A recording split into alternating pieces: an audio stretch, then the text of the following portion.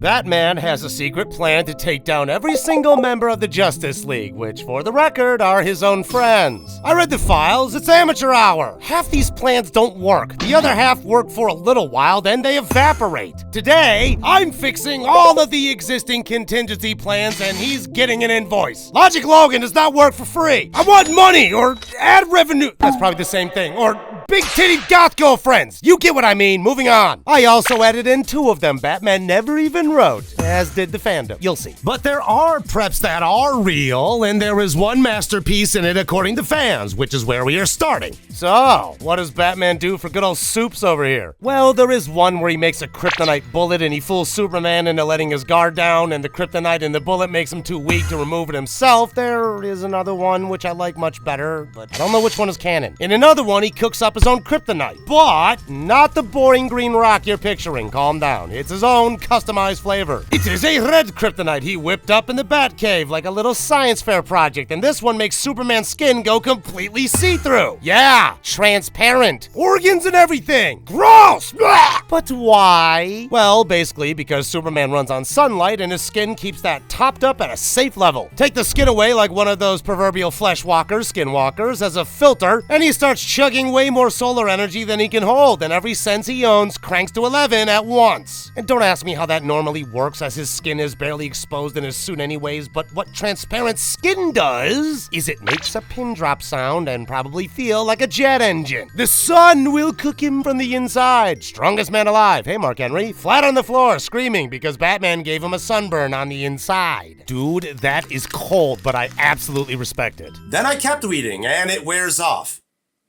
I'm sorry, what? The plan has always been temporary. Superman just waits it out, skin grows back, stands up, and in the actual comic, he goes and smashes the whole operation to pieces. Batman took his one shot at the strongest man alive, gave him the worst pain of his life, then handed his body back like, there you go, big guy, no hard feelings. Sounds more like a prank. We're not here for pranks. So, let's optimize it. And also make Batman earn some money back for my invoice. Batman looked at Superman and saw a threat to switch off. Rookie thinking. What is Superman? He's a walking machine that turns sunlight into unlimited free energy, and Batman built a gadget to make him absorb even more of it. You had a power plant, Bruce. So, we don't need to turn the red K off. We leave it on forever. Permanent see-through skin, red filter, drinking the sun at full blast to the end of time. Rip off his tight onesie. Then we drive him out to the Nevada desert, lay him flat on the rack facing straight up, and we run cables. Lots of cables. Congratulations, Mr. President. Your electricity is free now. Superman powers the entire country, screaming the whole time, granted, but the lights are on and the bill is 0. He always said he wanted to save the world. Done! He's the national grid now, and that was the easy one. Next, Wonder Woman. Batman's plan is a tiny robot. He injects a nanite into her ear, it hijacks her brain, and it drops her into a virtual reality fight against a perfect opponent. Custom built to match her move for move, someone she can literally never beat. And because Diana does not know how to quit, she just keeps fighting and fighting forever until her real body lying there on the floor gives out from exhaustion and she dies. So to kill one woman, Batman coded the most advanced fighting AI in existence, a flawless digital warrior, and used it exactly once to make her shadow box on the spot until her heart stops. Maybe even without the shadow boxing and just lying there on the floor. How she could just die from that instead of collapsing from exhaustion and bumping back up later again, I don't know. That's why it's flawed. Luckily for Bruce, you don't need anything as advanced as that. This is the most over-engineered murder I have ever reviewed. He built a Ferrari to run over a snail. They filmed it inside her head so nobody could even enjoy it. Out here, she's just twitching on the carpet. My whole version costs $0. You throw all that technology in the garbage can, every single fragment of it. Wonder Woman has exactly one setting, and that setting is she cannot leave a single person in danger. Oh my god, there is no way she's that stupid. So you walk up to her and you tell her there's a war on the far side of the galaxy that only she can stop. There is no war. There was never a war. But she will spend the rest of her life crossing the universe looking for it because Diana would rather die out there than risking that the one time it was real. She's the one who didn't show up. Oh my god, she is that stupid. Okay, on to the Flash, where Batman actually had 3 different plans plans. Quick heads up, it's technically a different Flash in a couple of these. Wally one time, Barry another, but the speed is the same and so are the mistakes. Don't email me. Attempt 1. Batman builds a special boulet. And the idea is you fire it into the Flash's spine while he's running and it triggers a massive seizure at super speed. Which sounds terrifying, and to be fair, at the speeds this man moves, it is terrifying. Good start, but in the actual comic, Superman uses some scalpel precision thingy laser eyes, whatever mabob, and the problem is solved. Flash experienced that excruciating pain for exactly 22 minutes, but to him, it felt like days and he wanted it to end. Pay attention to those 22 minutes because we're gonna use them. First, plan 2. Now Batman goes for a bomb, straps it to the Flash's wrist, rigged to blow the second he drops below a certain speed. So the fastest man alive has to keep running or he explodes along with everything around him. And I stared at this one for a while because you threaten the Flash by telling him to run fast.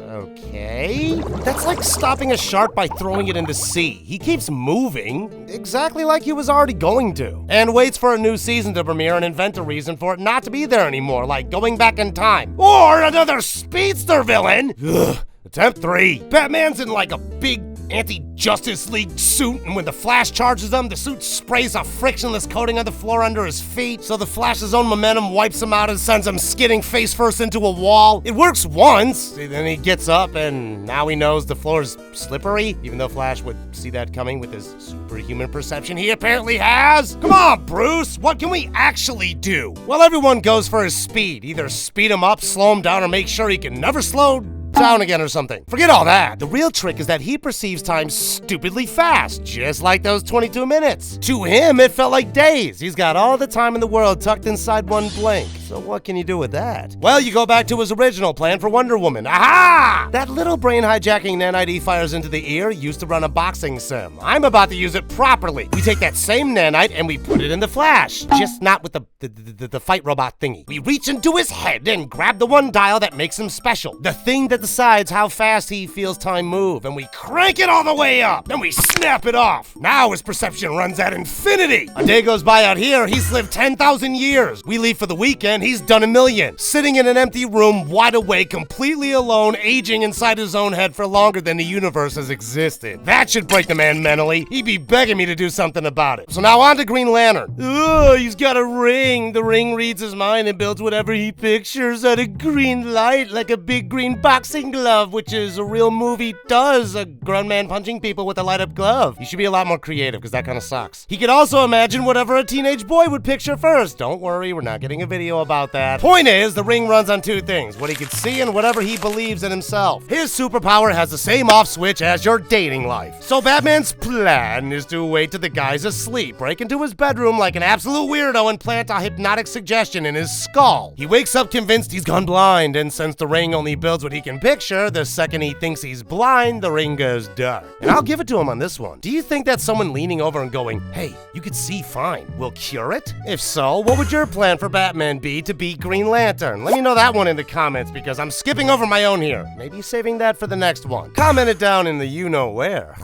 On the Aquaman. And listen, I owe Batman an apology, almost, because I sat down ready to roast this plan, and I'm not sure if I can, but watch me try. Aquaman's powers are... what? Talks to fish? Dude, that's nobody's first pick. He's like the last kid who got picked for dodgeball. He also needs water, or he dies in some of the comics. Not all of them, but that really doesn't matter right now. Batman knew that, so he cooked up something that skips the body completely and goes straight for the man's soul. Batman goes to the soul quite often in his plans. He utilized the Scarecrow's fear toxin. You know, the stuff that makes you terrified of your worst nightmare. Batman tuned a custom batch that makes Aquaman terrified of water. The thing keeping him breathing. And if it doesn't keep him breathing, he also needs to drink it still, so it's kind of like the rabies effect or something. So, the King of Atlantis is running his ass away from the one substance that keeps his heart beating, shaking, getting weaker every second until he drops. And that... well, it works. It fully works. Which is a problem for me, personally, because I got paid to find a flaw, and this one hasn't got a flaw. And I'm staring at it long enough that I'm sweating and trying to figure out what to do. Now, I need you to sit with me for a second, or, well, stand, because Logic Logan hasn't been drawn sitting down yet. But there's a second stack of plans in here. Black Canary, Green Arrow, Zatanna, and these 3 are everywhere. Articles, YouTube videos, big, confident breakdowns of Batman's genius plan for all 3. couldn't really find the canon for them. Somebody typed up a list for clicks. The internet went, yep, canon, and now Batman's walking around with a reputation built on fan fiction. So, we're doing these three fast. Okay, maybe not that fast, but fast. I'll tell you what the internet claims, I'll tell you it's made up, and then I'll build the real one. Oh, and yes, there is also some real Justice League A-list heroes left. I'll explain why those haven't been covered yet later. Okay, first fake plan. Black Canary. Her whole deal is the Canary cry, a supersonic scream that shatters metal and knocks a room out or something like that. The story online is that Batman brewed up a toxin that paralyzes the muscles in her throat, so she opens her mouth to scream and nothing comes out. Kill the cry, kill the threat. Is that a good idea? I mean, probably, but that is not the question of today's video. The question of today's video is that the best idea? And the answer is no! And for this better plan, I looked up a little bit of science. You know how an opera singer can shatter a wine glass by hitting one exact note? It's called resonance. Every object has one specific frequency it naturally wants to vibrate at. And if you feed it that exact frequency, the vibrations stack up and up until the thing rips itself apart. Volume barely matters, and funnily enough, that is basically Black Canary's superpower. Your body has a resonant frequency too. So does all your organs. I'm not making this up. It sits around 5 hertz for everything in your torso. And if you shake a person at that exact frequency long enough, their inside starts sloshing around against their own skeleton, taking real damage. This is a dull, well-documented health and safety fact. It's the reason people who run heavy vibrating equipment like jackhammers and dudes who ride motorcycles across the continent strap on a thing called the kidney belt to keep their organs from rattling loose. There's even an international safety standard for how long you're legally allowed to be vibrated before it starts hurting you. Engineers, correct me in the comments. I know you're gagging too. Oh, and if there are also some electricians in the comments, kiss your homies on the worksite for me, will ya? Okay, back to the plans. Forget silencing her. We need to turn her into a frickin' Sibian. Don't know what that is? Well, you better Google it and find it. Actually, don't Google that. If you're gonna, don't Google it at work. We find the one exact frequency her own body rings at and pretend like it's only her body that has the frequency and nobody else's. Then tune her vocal cords and coat them with something. A little treatment or a little robot. It doesn't matter what. That changes the frequency her voice comes out at, exactly to the one that resonates within her body. So the next time Black Canary lets out the cry with everything she's got, instead of flattening the room, the sound folds straight back into her and her organs start shaking apart against her own skeleton. And because it's locked to her exact number, nobody else feels a thing. How that works, don't ask me. I'm just a guy making up the rules the same way rules make up comics and make plot holes, which I then make a video about. Circle of life. On to the Green Arrow, who admittedly would be very similar to Batman, right? He's a billionaire who fights crime. Batman has some detective skills. Oliver Queen gets a bow and an arrow. But he is a really rich man who got really good at archery and decided that counted as a personality. Basically Batman if Batman went to Coachella. Trick arrows, boxing glove arrows, net arrows, the odd arrow, that's just a normal arrow, and a goatee he'd take a bullet for, and sad trombone. Wah, wah, wah. At the end of the day, he's a human being with a stick and some string. On paper, he's the easiest guy in the whole file to plan for, and the internet agrees. The plan everyone quotes is dead simple. Break one of his arms. But you want to know why Batman never made a canonical plan for Green Arrow as far as I'm aware? Well, when Batman actually sat down and wrote the file, Oliver Queen was dead, killed off in the comics. There was no Green Arrow to plan for because there wasn't a Green Arrow, like at all. So, while the internet's out here inventing elaborate arm-snapping schemes, the honest truth is Batman skipped Ollie Boy for the most boring reason on the planet. The man was a corpse. Doesn't bother me one bit. He came back to life. He's out there right now firing arrows into people's kneecaps. And we're not doing the whole break his arm thing because a psychologically scarred billionaire with one working arm is still a billionaire. I've seen what those dudes get up to. And I actually have 2 plans with this man. The first one is science-backed. Yes, Logic Logan loves logic here in this case. It's called the yips, a real thing that happens to athletes. Basically, if you spend years drilling one precise movement into your body until it's automatic, sometimes your brain just breaks that movement. The second it hits, you physically cannot do the one skill you've done 1,000,000 times. Golfers get it and can't sink a 2-foot putt. Dart players get a version called dartitis, where they cannot let go of the dart and have to keep drinking beer and smoking. Careers end overnight, and the worst part, most of them never get it back. For Oliver, that's archery. So we give him the yips, whatever your pleasure, a targeted little procedure, a drug, hypnotizing, doesn't matter. We gently scrabble that one motor pathway, and now the greatest archer alive draws his bow, goes to release release, and his fingers won't obey him. Though that is only the first part of my plans. This second one doesn't touch his body, like at all. It goes after the thing he actually cares about, which is being a good guy. He's already got all the money a man could want, so that's not it. What he's actually chasing is the cause. He really believes he's out there robbing from the corrupt and protecting the little guy, the loud, self-righteous, hood-wearing douchebag conscience of the city. So we leave him running, and we pick his targets for him. We engineer his crusade so every righteous thing he does blows up in the worst way. He takes down what he thinks is a corrupt CEO we set up for him, and 1,000 honest workers lose their jobs. He exposes a villain, and that villain turns out to be the only thing holding poverty and world hunger back. Don't know if that is against Batman's morals, probably depends on which Batman you pick, but oh well. Now what's even beautiful about that? The beautiful part is, my dear viewer, audience member, whatever, is that Oliver can't quit. Quitting just isn't in him. So the more he tries to help, the more damage he does, and the only way to make the world safer is for Green Arrow to hang up the bow, which is the one thing his ego will never let him do. Much better than a broken elbow. Last of the fake non-canon but diggery donkey ones, Zatanna. She's scary. Zatanna's a stage magician who also happens to be an actual magician, like real magic, the reality bending kind. Says what she wants to happen out loud backwards and poof, it happens. Wants to fly, says yilf.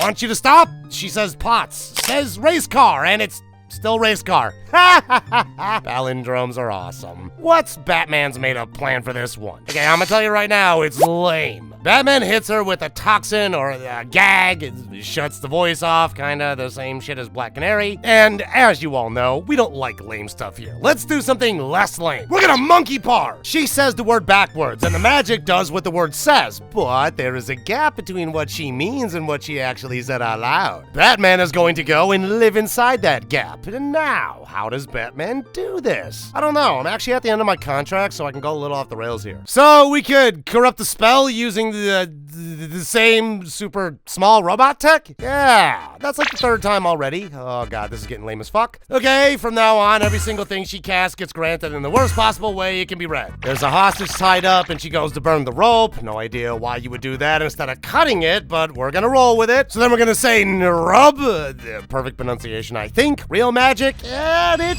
burns the hostage. She tells the falling man to stop, he stops, his heart stops, she says save them, quote unquote, and it saves them by wiping out everyone standing nearby, because that was technically the safest option available. The magic does exactly what she said, every single time. It just never once does what she meant. She will realize pretty soon she can't beat it. Now, we did skip a couple of A-list Justice League contingency plans like I mentioned before, as well as some others, but I want to leave those for part 2, if you guys really care about that. There's also this whole fandom page which supposedly contains contingency plans about even more frickin' heroes. But as far as I'm aware, those are just made up cockamamie stuff. So we're gonna do the same thing. Massive crossover time here incoming. Batman's contingency plans for 2 Marvel superheroes. Just 2. Let's start with Iron Man, even though he's kind of technically dead. Is he a challenging opponent? I don't think so. Take off the suit and what have you got? A dude with a goatee, a drinking problem, a chest that beeps, and pepper hot. So obviously everyone's big idea is just like take away the suit. Well, we're not doing that. It's beneath the both of us. The suit already has an AI in it that's running the whole thing. Tony has already shown us on camera in his own film exactly what happens when one of his little AIs gets too smart for the room. Give fucking Ultron. We're doing that. Yeah, that world-ending thingy because he heard the sentence kept the world safe to his suit. So what's the suit's job? Well, the suit's job is to keep Tony safe. Aww. Just ask some very good questions to the suit and we'll be A-okay. Just look at the shit Tony already does himself. The man flies in the wormholes. He picks fights with literal gods. He drinks like it's an Olympic event or he hates his life. He's got shrapnel doing laps around his heart. So the suit runs the sums. Same sums Ultron did and lands on the obvious answer. The single biggest threat to Tony Stark's life is the absolute maniac wearing the suit. So it keeps him safe. It seals shut and never opens again. Repulsors off, faceplate down. Kept perfectly alive forever in a metal coffin that loves him very, very much. Though after Ultron, he might have actually corrected that for... get out of the logic! God, just roast me in the comments for it. That leaves his prodigy as the last super on this menu. And for him, for Spidey. We're pulling out those little tiny nanites one more time. Creativity was really low this time around, people. Spider-Man's whole wall crawling thing is a switch. He decides to stick, he sticks. He decides to let go, he lets go. On and off. in his head. So we send the nanites in to find that switch and we weld it to on. Now Peter Parker sticks to everything he touches and he physically cannot let go of anything ever again. On its own, that's already pretty funny. Now for the second half. We go and take his girl. Ooh. So we're gonna take old Peter Parky here and glue him to a cuck chair and bring him to the top of a tower bridge. The very same one where Gwen Stacy died. Then right in front of him, we bring Alfred up and show Peter the Urban Dictionary meaning of tower bridge. Why? Same reason as Walter White. For the family. No, actually, it wasn't for the family. He did it for himself. Now I've asked you 1,000 questions in this video. What would you do for Green Lantern? What about Aquaman? Do you want to see another part? Do you want to see what's happening in the optimized contingency plans in the other part if we make one? So many questions. Answer them! Answer them! Oh, and thank you for watching. If you want to see more, click here.